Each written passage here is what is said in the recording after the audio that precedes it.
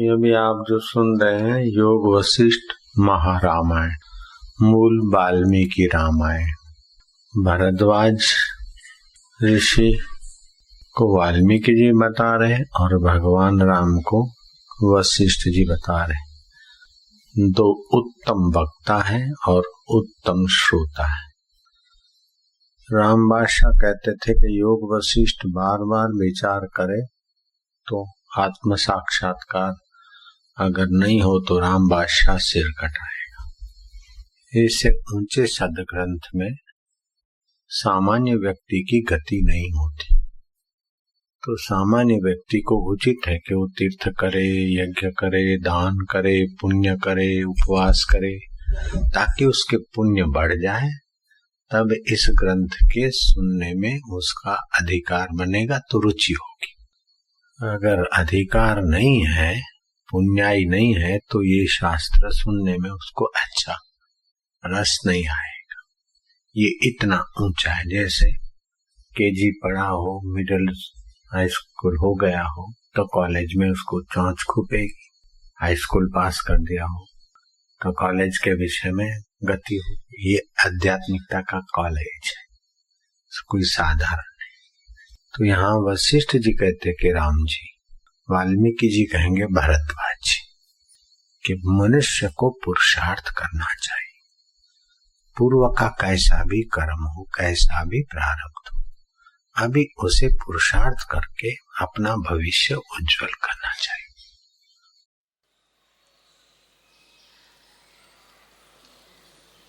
ओम श्री सद्गुरु परमात्मा ने नमः। श्री वशिष्ठ जी बोले, हे रामचंद्र जी, तुम्हारा स्वरूप निर्विकार और आदि अंत से रहित ब्रह्म तत्व है। तुम क्यों शोक करते हो? अपना पुरुषार्थ करके संसार की भोग वासना को मूल से उखाड़ो और आत्मपद का अभ्यास करो तो दृश्य भ्रम मिट जाएगा। हे रामचंद्र जी, इस संसार की वासना का उदय होना जरा मरण और मोह को देने वाला है। जब स्वरूप का प्रमाद होता है तब जीव की यह कल्पना उठती है और आकाश रूपी अनंत फांसियों से बंधनवान होता है। तब वासना वृद्धि होती है और कहता है कि ये मेरे पुत्र है, ये मेरा धन है, ये मेरे बांधव है, ये मैं हूं, वह और है। हे रामचंद्र जी, जिस शरीर से मिलकर यह कल्पना करता है वह शरीर शून्य रूप है। जैसे वायु के गोले के साथ तरण उड़ते हैं, वैसे ही अविद्या रूपी वासना से शरीर उड़ते हैं। अहम तो मादिक जगत अज्ञानी को भासता है और ज्ञानवान को केवल ब्रह्म भासित होता है। जैसे रस्सी के न जानने से सर्प भासता है और रस्सी के सम्यक ज्ञान से सर्प भ्रम नष्ट हो जाता है, वैसे ही आत्मा के अज्ञान से जगत भासता है और आत्मा के सम्यक ज्ञान से जगत भ्रम नष्ट हो जाता है। इससे तुम आत्मा की भावना करो। हे रामचंद्र जी, रस्सी में दो विकल्प होते हैं, एक रस्सी और दूसरा सर्प का। वे दोनों विकल्प अज्ञानी को होते हैं, ज्ञानी को नहीं। जो जिज्ञासु है उसको वृत्ति सत्य और असत्य में डोलायमान होती है, और जो ज्ञानवान है उसको विचार से ब्रह्म तत्व ही भासित होता है।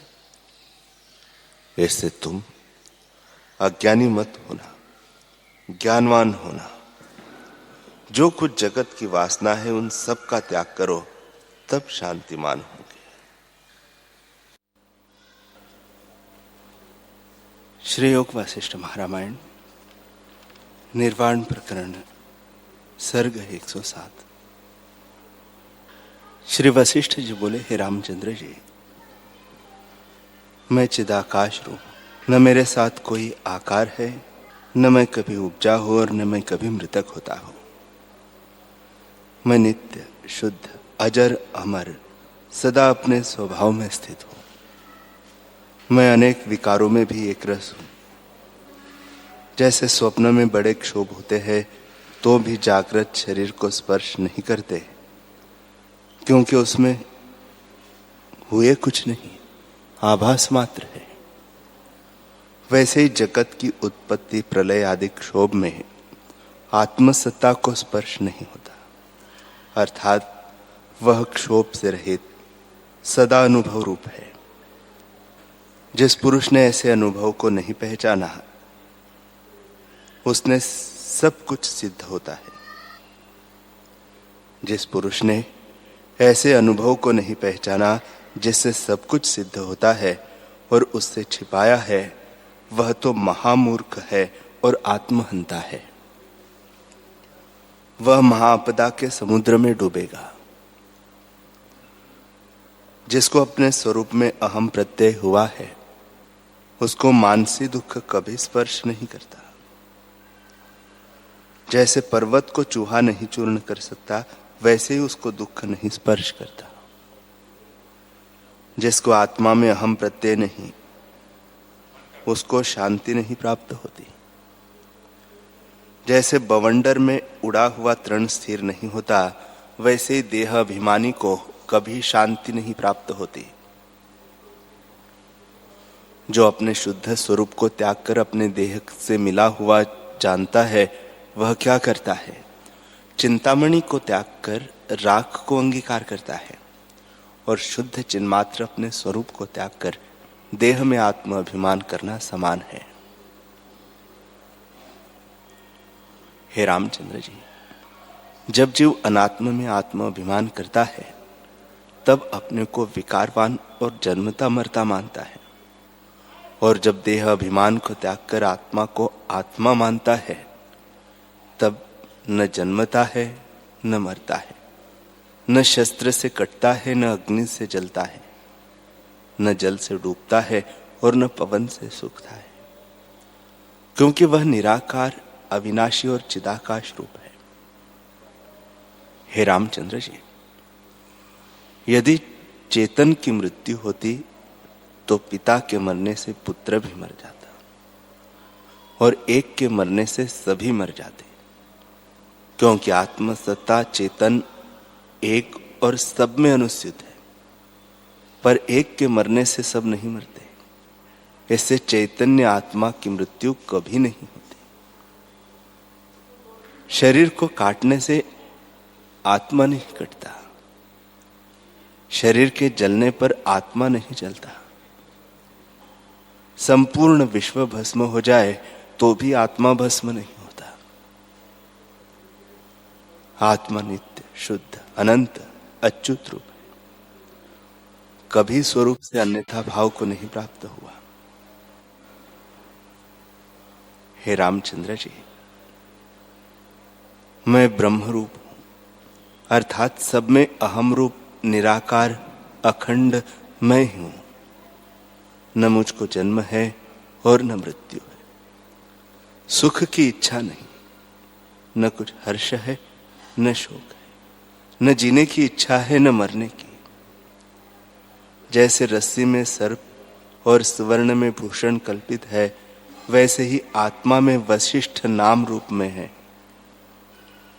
मैं देश, काल, वस्तु के परिच्छेद से रहित अनंत आत्मा, नित्य, शुद्ध और बोध रूप हूं। सबका स्वरूप आत्म तत्व है, परंतु वास्तव स्वरूप के प्रमाद से अवस्तु को प्राप्त हुए कि नहीं भासित होता है। जो पुरुष स्वरूप में स्थित नहीं हुए हैं, वे संसार मार्ग की ओर दृढ़ हुए हैं। उनका जीना वृथा है। वे कहने भर को चैतन्य है, असल में पाषाण की शिला सदृश है। जैसे लोहार के धोखने से पवन निकलता है, वैसे ही उनका श्वास लेना वृथा है। वे घटी यंत्र की नाई वासना में भटकते हैं, आत्मानंद को नहीं प्राप्त होते और सदा तपते रहते हैं। जिनकी आत्मपद में स्थिति हुई है, उनको दुख कभी स्पर्श नहीं करता। यदि प्रलय काल का पवन चले और पुष्कर मेघ की वर्षा हो, बड़वाग्नि लगे और 12 सूर्य तपे तो भी वे ऐसे क्षोभों में भी चलायमान नहीं होते, क्योंकि वे सब ब्रह्मरूप जानते हैं। जैसे तृण से पर्वत चलायमान नहीं होता, वैसे ही वे बड़े दुखों से भी चलायमान नहीं होते। दुख तब होता है जब आत्मा से भिन्न कुछ मानता है, पर उनको तो आत्मा से भिन्न कुछ भासता ही नहीं। हे रामचंद्र जी, यह सब जगत आत्म अनुभव स्वरूप है, क्योंकि यह आत्मरूप है। जैसे स्वप्न में अनुभव से भिन्न कुछ वस्तु नहीं होती, वैसे ही सब जगत अनुभव रूप है। जो भिन्न भासता है वह भ्रांति मात्र है। यह जगत तो नाना प्रकार का दिखता है, सो आत्मा में अव्यक्त रूप है और भ्रम से प्रकट दिखता है। जैसे आकाश में नीलापन भ्रम से सिद्ध है, वैसे ही आत्मा में जगत भ्रम से सिद्ध है। वास्तव में ब्रह्म से भिन्न कुछ नहीं। आत्मसत्ता ही जगत रूप होकर दिखती है, और उसमें जैसा जैसा निश्चय होता है वैसा ही वैसा अधिष्ठान रूप होकर भासित होता है। जिनको कारण से सृष्टि का होना दृढ़ हो रहा है, उनको वैसा ही भासता है। जिनको परमाणुओं में सृष्टि उत्पन्न होने का निश्चय है, उनको वैसे ही सृष्टि सत्य भासित होती है। और माध्यमिक सत असत के मध्य वस्तु को मानते हैं। एक चार्वाक म्लेच्छ है, जो चारों तत्वों से सृष्टि की उत्पत्ति मानते हैं। बौद्ध कहते हैं कि जो कुछ वस्तु है वह बोध है। इसका अभाव होने से सब शून्य है। ब्राह्मण, हाथी, गौ, श्वान, घोड़ा, सूर्य आदि में भिन्न भिन्न प्रतीत हो रही है, पर जो ज्ञानवान ब्राह्मण हैं, वे सब में एक ब्रह्म सत्ता अनुस्यूत देखते हैं। हे रामचंद्र जी, वस्तु तो एक है, पर उसमें जिसको जैसा निश्चय है उसे वैसा ही वास्तवित होती है। जैसे चिंतामणि और कल्पतरु, उसमें जैसे भावना करते हैं वैसे ही सिद्ध होती है। वैसे ही आत्मसत्ता में जैसी भावना करते हैं वैसा ही रूप भासित होती है। हे रामचंद्र जी, बुद्धिमानों ने निर्णय किया है कि आत्मसत्ता ही सारभूत है। जब उसमें दृढ़ अभ्यास करोगे तब आत्मसत्ता ही दिखेगी, और फिर उस निश्चय से चलायमान न होंगे। राम जी ने पूछा, हे भगवान, पाताल, भूतल और स्वर्ग में बुद्धिमान कौन है, जिनको पूर्वापार के विचार से परावर का साक्षात्कार हुआ है, और वे आत्म स्वरूप का निश्चय कैसे करते हैं? श्री वशिष्ठ जी बोले, हे रामचंद्र जी, सब जगत इंद्रियों के विषयों की तृष्णा से जलता है। इष्ट की प्राप्ति में हर्ष और अनिष्ट की प्राप्ति में शोक करता है। ऐसा कोई बिरला ही है जो जगत में सूर्य की नाई प्रकाशता है। नहीं तो सब तृण की तरह भोग रूपी वायु में भटकते हैं। जो सब में श्रेष्ठ कहता है, वह भी विषय रूपी अग्नि से जलता है। जैसे कीड़े अशुभ स्थानों में रहते हैं और उनमें अपने को प्रसन्न मानते हैं, वैसे ही देवता भी सदा भोग रूपी अपवित्र स्थानों में अपने को प्रसन्न मानते हैं। सो वे मेरे मत में दुर्गंध के कृमि हैं। गंधर्व तो मूढ़ है, उनको तो कुछ सुधि नहीं, अर्थात आत्मपद की गंध भी नहीं है। वे तो मेरे मत में मृग हैं। जैसे मृग को राग में आनंद होता है, वैसे गंधर्व राग में उन्मत्त रहते हैं और आत्मपद से विमुख है। विद्याधर भी मूर्ख है, क्योंकि वे वेद की अर्थरूपी चतुराई को अग्नि में जलाते हैं और वेद के सारभूत अमृत को नहीं जानते, इसलिए आत्मपद से विमुख है। सिद्ध मेरे मत में पक्षी है, वे पक्षी की नहीं उड़ते फिरते हैं और अभिमान रूपी पवन के चलने से अनात्म रूपी गड्ढे में जा पड़ते हैं। अपने वास्तव स्वरूप में स्थित नहीं होते। यक्ष धन के अभिमान से मूर्ख किनाई प्रीति कर जलते हैं और आत्मपद में स्थिति नहीं पाते। योगिनी भी मद से सदा उन्मत्त रहती है, इससे आत्मपद में स्थिति नहीं पाती। दैत्यों को भी सदा देवताओं को मारने की इच्छा रहती है, इससे सदा शोक में रहते हैं और आत्मपद से विमुख है। तुम तो पहले से ही जानते हो, मनुष्य भी आत्मपद से घिरे हुए हैं, क्योंकि उनकी सदा यही इच्छा रहती है कि ग्रह बसाइए। वे खाने और धन इकट्ठा करने के निमित्त यत्न करते हैं और इंद्रियों के विषयों में डूबे हुए हैं। पाताल में नाग रहते हैं, जिनका जल में निवास है। वे सुंदर नागिनियों में आसक्त रहते हैं, इसीलिए वे भी आत्मानंद से घिरे हुए हैं। निदान जितने प्राणी हैं, वे सब विषयों के सुख में लगे हुए हैं और आत्मपद से विमुख है। सब जातियों में बिरले जीवन मुक्त और ज्ञानवान भी हुए हैं, उन्हें तुम सुनो। देवताओं में ब्रह्मा, विष्णु और रुद्र सदा आत्मानंद में मग्न रहते हैं। चंद्रमा, सूर्य, अग्नि, वायु, इंद्र, धर्मराज, वरुण, कुबेर, बृहस्पति, शुक्र, नारद, कच्छ आदि जीवन मुक्त पुरुष है। सप्त ऋषि, दक्ष प्रजापति, सनक, सनंदन, सनत कुमार और सनातन जीवन मुक्त है। और भी बहुत मुक्त है।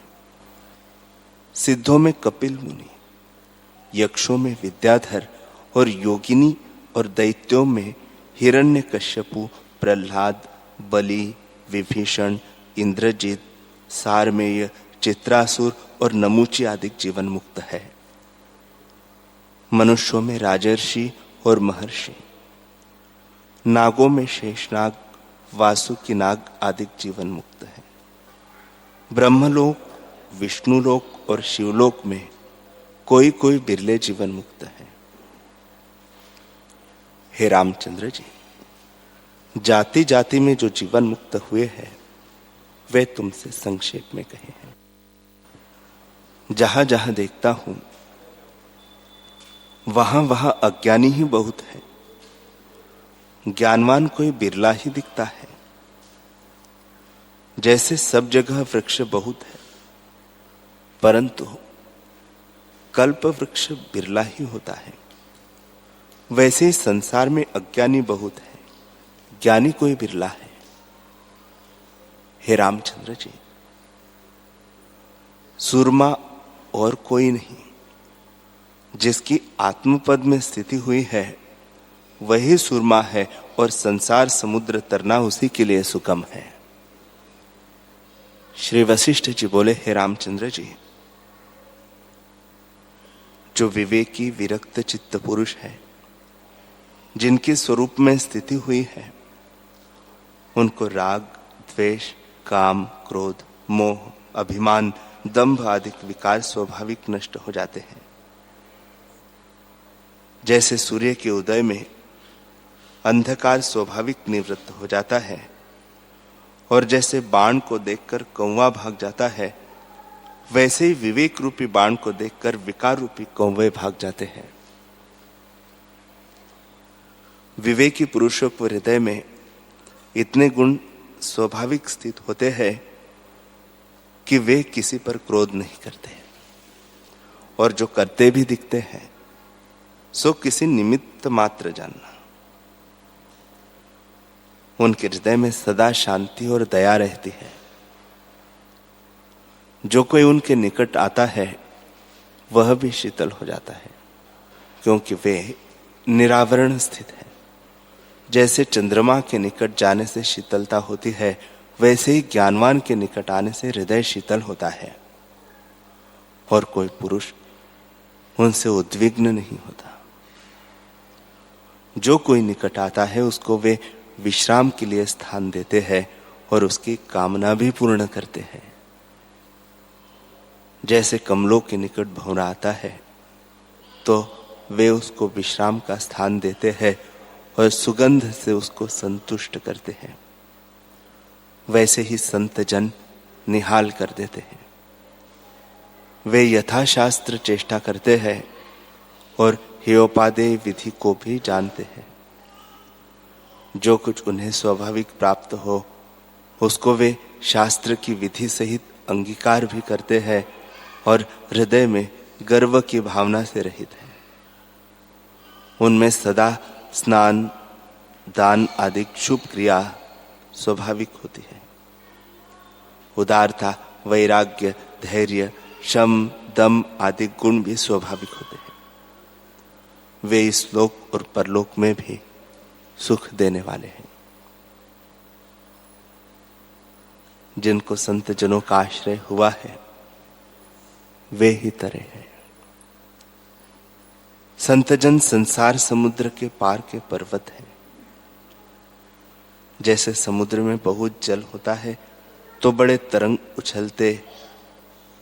उछलते हैं और उनमें बड़े मत्स्य रहते हैं, पर जब उसका प्रवाह उछलता है तब पर्वत उस प्रवाह को रोकता है और उछलने नहीं देता। वैसे ही चित्त रूपी समुद्र में इच्छा रूपी तरंग और राग द्वेष रूपी मत्स्य रहते हैं, और जब इच्छा रूपी तरंग का प्रवाह उछलता है तब संत रूपी पर्वत उसको रोकते हैं। संत जन अपने चित्त को भी रोकते हैं और जो उनके निकट को जाता है तो उसकी भी रक्षा करते हैं।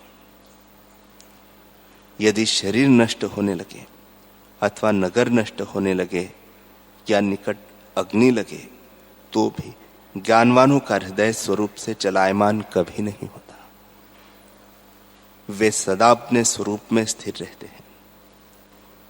जैसे भूकंप से सुमेरु चलायमान नहीं होता, वैसे ही वे भी चलायमान नहीं होते। ये जो मैंने तुमसे शुभ गुण, स्नान, दान आदि कहे हैं सो जीवों को सुख देने वाले और दुख को निवृत्त करने वाले हैं। इनसे सुख की प्राप्ति होती है और दुख नष्ट हो जाता है।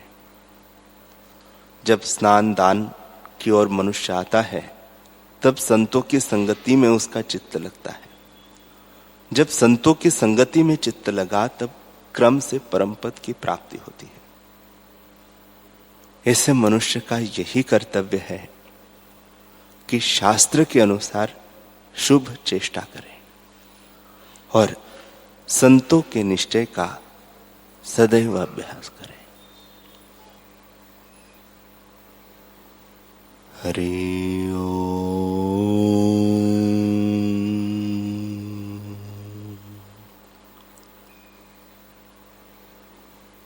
हरि ओम।